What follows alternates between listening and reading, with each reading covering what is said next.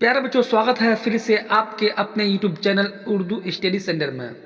तो आज हम बात करने वाले हैं 12th क्लास काकशा उर्दू चैप्टर 13 से सभी VBI most important objective question को कवर करने वाले हैं, जो इस साल बिहार बोर्ड 2024 के एनुअल एग्जाम में बिल्कुल क्वेश्चन इसी से ही देखने को रहेगा। ठीक है, तो वीडियो को शुरू से लेकर आखिर तक देखिएगा। आप अगर मेरे चैनल पर नए हैं तो चैनल को सब्सक्राइब करके क्लास में जुड़ जाइएगा, क्योंकि इस साल उर्दू में +95 पार। ठीक है, हाँ बच्चों, बस बिहार बोर्ड 2024 के एनुअल एग्जाम में बिल्कुल ऑब्जेक्टिव क्वेश्चन इसी तरह से देखने को रहेगा। ठीक है, हाँ हम सब चैप्टर 1 से लेकर चैप्टर 12 तक अब तक कवर कर चुके हैं। आज की इस क्लास में हम सब चैप्टर नंबर 13 को कवर करेंगे। ठीक है, चैप्टर नंबर 13 है फसनाए अजाइब। यह बच्चों यह एक दास्ता है। ये क्या है? एक दास्ता है जिसके मुसन्निफ कौन है? रजब अली बेग सुरूर। ठीक बच्चों, हाँ सवाल नंबर 1 को देखते हैं। सुरूर का पूरा नाम क्या है? बच्चों सुरूर का पूरा नाम क्या है? तो उनका जो पूरा नाम है क्या? रजब अली बेग। ठीक है, सुरूर का पूरा नाम रजब अली बेग था। तो सवाल नंबर 1 का ऑप्शन नंबर बी सही हो जाएगा, रजब अली बेग। अब सवाल नंबर 2 को देखते हैं। सवाल नंबर 2 है,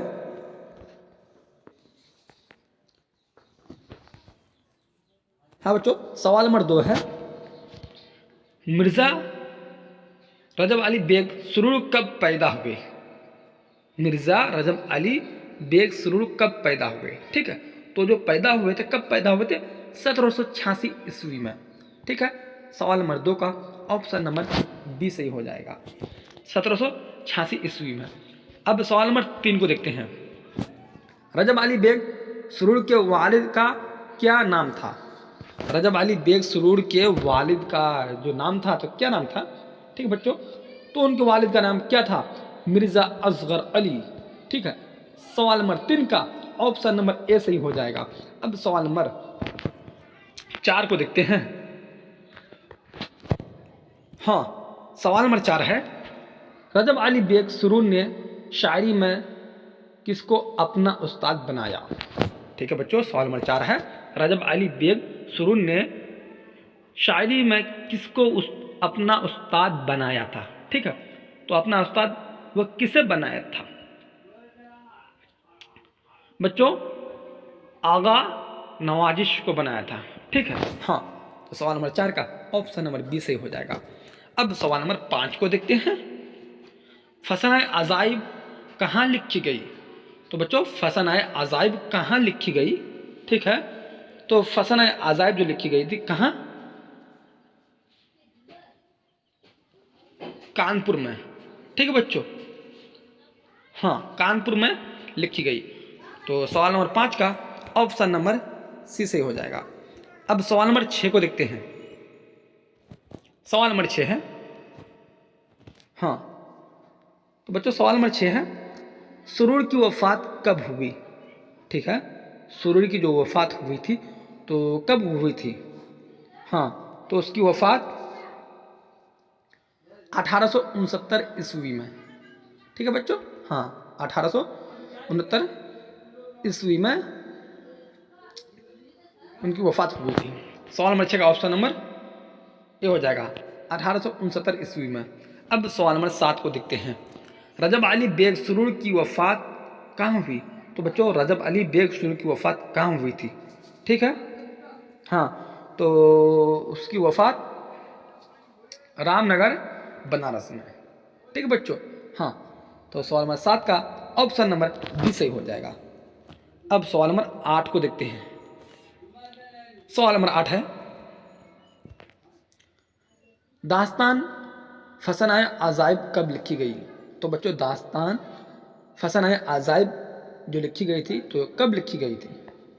ठीक है, तो ये फसनाए अजाइब जो लिखी गई थी 1825 ईस्वी में। ठीक, तो सवाल नंबर 8 का ऑप्शन नंबर सी सही हो जाएगा। ये VBI क्वेश्चन है। ठीक है बच्चों, हाँ अब सवाल नंबर 9 को देखते हैं।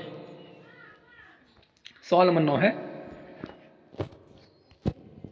हाँ, सवाल नंबर 9 है, फसन अजाइब किसकी दास्तान है? तो बच्चों, फसन अजाइब किसकी दास्तान है? आप सब अगर चैप्टर को सही से पढ़े हैं तो आप सभी को इसका आंसर पता होगा, तो जल्दी से बताइएगा। ठीक है, फसन अजाइब किसकी दास्तान है? तो बच्चों, किसकी दास्तान है? रजब अली बेग सुरूर की है। ठीक है, तो हाँ, सवाल नंबर 9 का ऑप्शन नंबर बी सही हो जाएगा। अब सवाल नंबर 10 को देखते हैं। फसन अजाइब क्या है? बच्चों, फसन अजाइब क्या है? अफसाना है, नाविल है, सी में है दास्तान है, डी में है मसनवी। तो बच्चों ये क्या है? एक दास्तान है। ठीक है, सवाल नंबर 10 का ऑप्शन नंबर सी सही हो जाएगा। अब सवाल नंबर 11 को देखते हैं। बच्चों, सवाल नंबर 11 है कि मुल्ला वजी किस किताब की मुसन्निफ है? मुल्ला वजी किस किताब की मुसन्निफ है? ठीक है, ये क्वेश्चन हम सब मतलब जैसे कि 2-3 चैप्टर में शायद पढ़े हैं। ठीक है बच्चों, तो हाँ, मुल्ला वजी किसकी मुसन्निफ है? सबरस की। सवाल नंबर 11 का ऑप्शन नंबर सी सही हो जाएगा। अब सवाल नंबर 12 को देखते हैं। सवाल नंबर 12 है, रजब अली बेग सुरूर से कौन सी किताब मंसूब है? ठीक है बच्चों, सवाल नंबर 12 है, रजब अली बेग सुरूर से कौन सी किताब मंसूब है? तो कौन सी किताब मंसूब है? फसन अजाइब।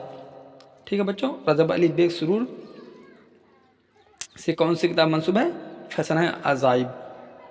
तो सवाल नंबर 13 का, ये 12 का ऑप्शन नंबर बी हो जाएगा। सवाल नंबर 12 का, ठीक है, हाँ, बी आंसर हो जाएगा। अब सवाल नंबर 13 को देखते हैं। इनमें रतन नाथ सरशार का नावल कौन सा है? इनमें रतन नाथ सरशार का नावल कौन सा है? ठीक है बच्चों, हाँ, तो नावल कौन सा है? सवाल नंबर 13 का ऑप्शन नंबर जो सही होगा, हाँ, यानी कि बी हो जाएगा, फसना आज़ाद। ठीक है, हाँ, फसना आज़ाद। सवाल नंबर 13 का आंसर बी हो जाएगा। अब सवाल नंबर 14 को देखते हैं। फसना आज़ाद में कहाँ की माशरत पेश की गई है? फसना आज़ाद में कहाँ की माशरत पेश की गई है? ठीक है बच्चों, तो कहाँ की माशरत पेश की गई है? इसका सही आंसर हो जाएगा, हाँ, ये हो जाएगा, यानी कि लखनऊ में। अब सवाल नंबर 15 को देखते हैं।